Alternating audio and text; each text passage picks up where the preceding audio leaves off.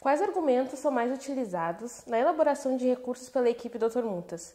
Essa é uma pergunta bastante comum. Diariamente a gente recebe muitos motoristas que nos enviam essa pergunta pelas redes sociais, pelos nossos canais de comunicação. Pensando nisso hoje, neste vídeo, a gente vai responder um pouco dessa pergunta e também informar para você quais são os principais passos para se montar um recurso de multa, seja sozinho, seja com a ajuda da nossa equipe, e também quais são as principais dúvidas. Então, espero que você assista até o final e também não deixe de curtir os nossos vídeos e de seguir o nosso perfil.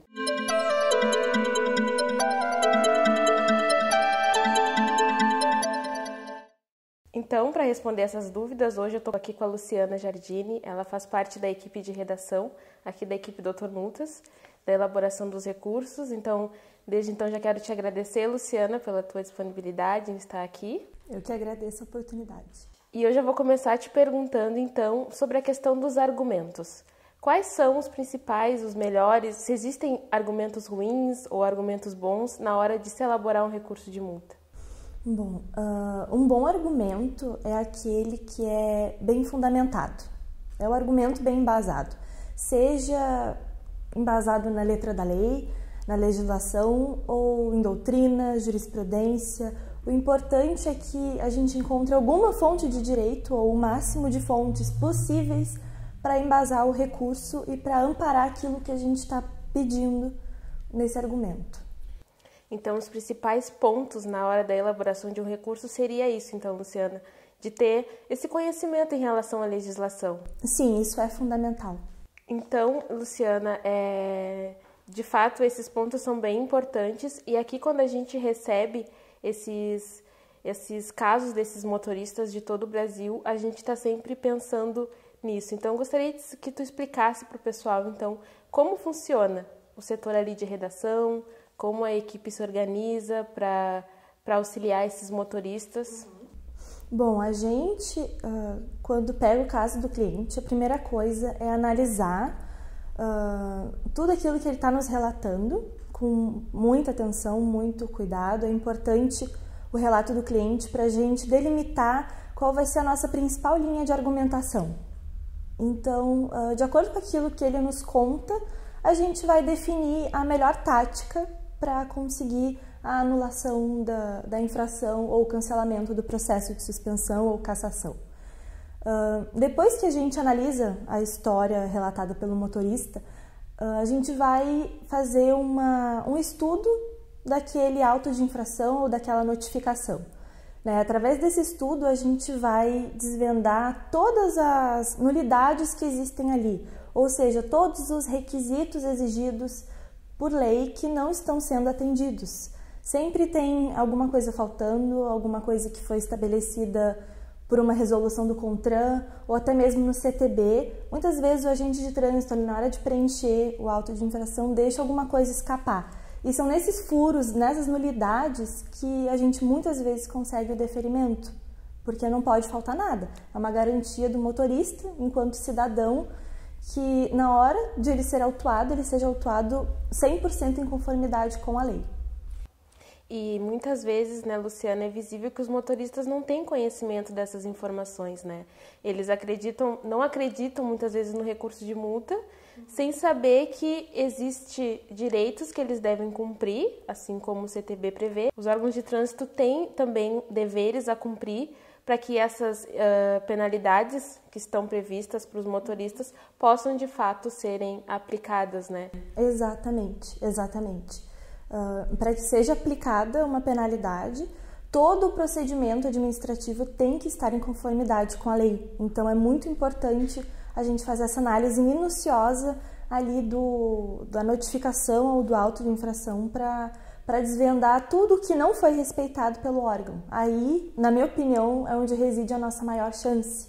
E são questões muito minuciosas, muito difíceis de você encontrar, porque muitas vezes não estão no CTB, estão em resoluções, em portarias.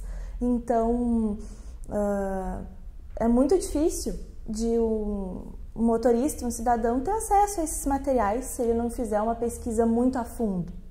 E pensando nessa questão da legislação, de regulamentação, tu poderia falar para o pessoal quais são os órgãos que regulamentam a legislação de trânsito no Brasil hoje? Bom, os órgãos normativos de trânsito são aqueles encabeçados ali pelo CONTRAN, depois vem o CETRAN a nível estadual e o DENATRAN também emite portarias. E o CETRAN, o CETRAN é legal de falar que ele está em todos os estados, incluindo o Distrito Federal, né? No Distrito Federal é o CONTRANDIF e nos demais estados é o CETRAN. Então eles também emitem resoluções, mas o que a gente mais usa são as resoluções do CONTRAN, que é do Conselho Nacional de Trânsito, que é o órgão normativo máximo do nosso sistema de trânsito. Que diariamente, às vezes, quase está lançando uma resolução nova, né? Exatamente. Às vezes é uma resolução atrás da outra e realmente é muita informação, tem que ter muito estudo. São muitas exigências que eles impõem para a aplicação da multa, da penalidade. Então, tem que ficar atento, tem que estudar. Até porque, né, Luciana, o novo CTB, né, que a gente chama de novo, mas ele já tem 20 anos, ele ainda está em processo, né? Tem várias brechas ainda, tem várias coisas que não estão muito esclarecidas e que muitas vezes são responsáveis por penalizar os motoristas e os condutores, né? Porque até porque o CTB também ele diferencia, ele permite que os estados possam regulamentar a legislação de trânsito com base ainda no documento do CTB, que é o documento que gere todo o país, mas que esses estados possam ter suas diferentes regulamentações. Isso também causa bastante confusão nos motoristas. Muitos deles vão viajar para algum outro estado ou para algum outro lugar, se veem sendo multados sem saber que naquela localidade não era permitido.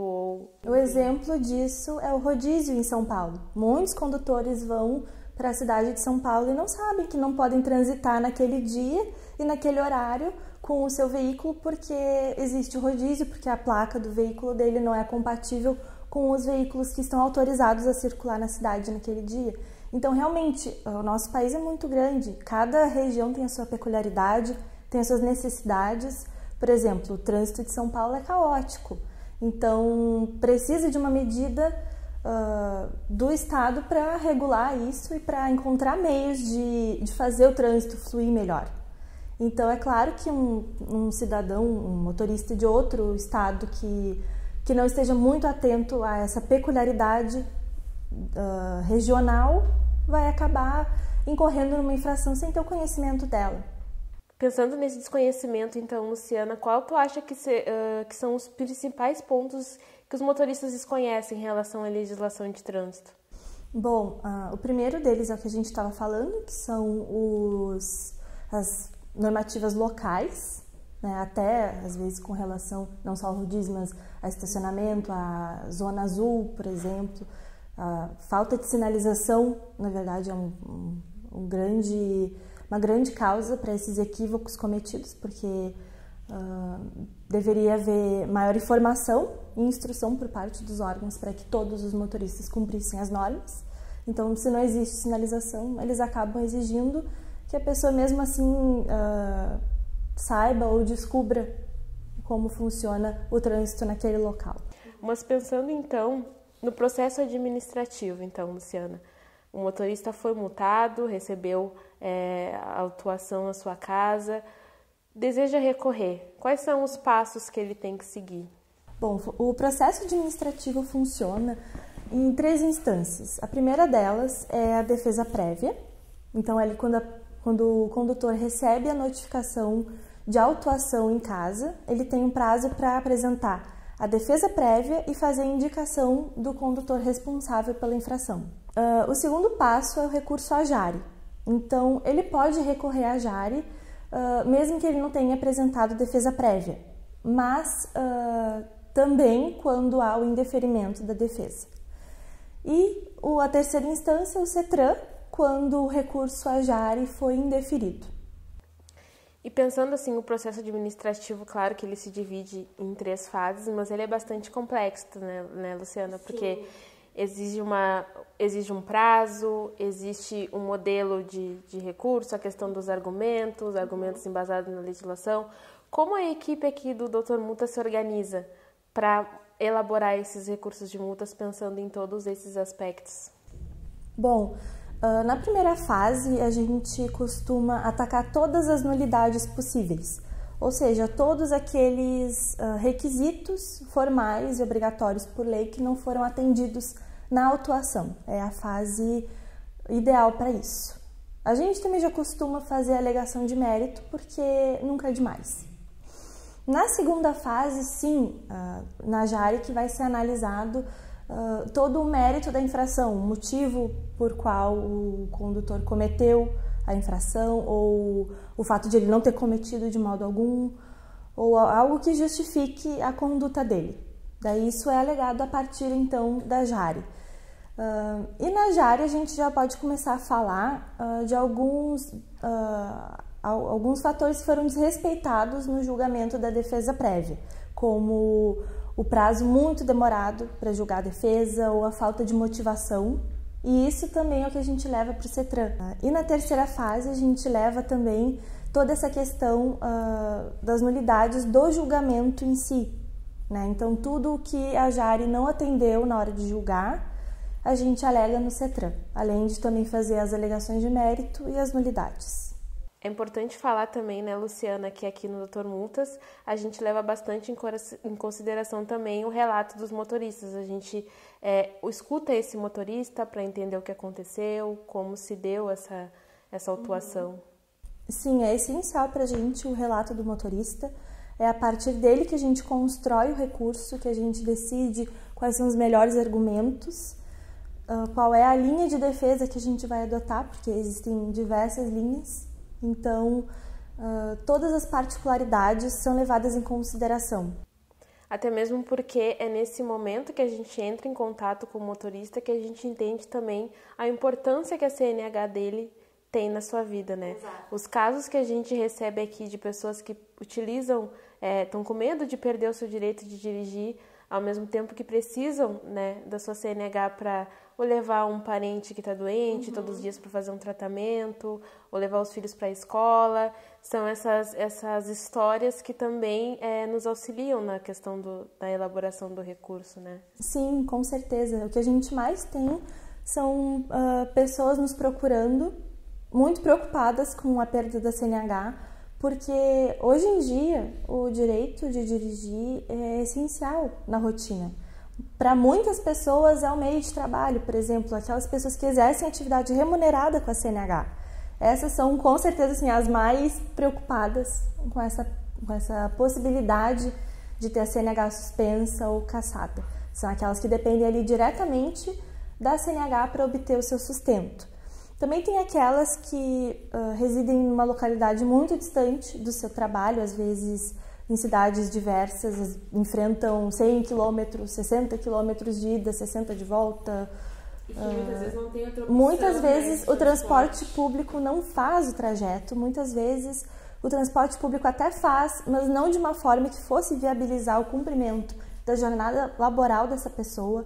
Então o veículo se torna essencial para que ela cumpra todos os seus compromissos diários, especialmente seu compromisso de trabalho, e daí também entra a questão do sustento dela. Então, pensando nisso, Luciana, é muito interessante que o pessoal nos procure, entre em contato para que a gente auxilie na elaboração do recurso, mas também é interessante sempre dizer, e a gente sempre informa para o pessoal, que o próprio motorista pode montar o seu recurso de multa, né? Não precisa de um profissional da área para que ele possa montar.